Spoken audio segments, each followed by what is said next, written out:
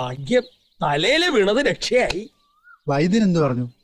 വെള്ളം നനയാൻ പാടില്ലെന്ന്, സൂക്ഷിച്ചില്ലെങ്കിൽ പയക്കെന്ന് പറഞ്ഞു. നമ്മളെ തലേന്ന് ചക്കപ്പായ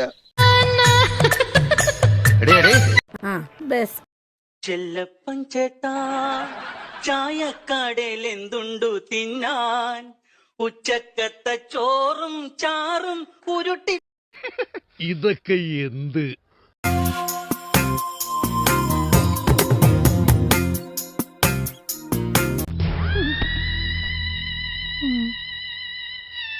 ഇതെന്ത് മറിമായും?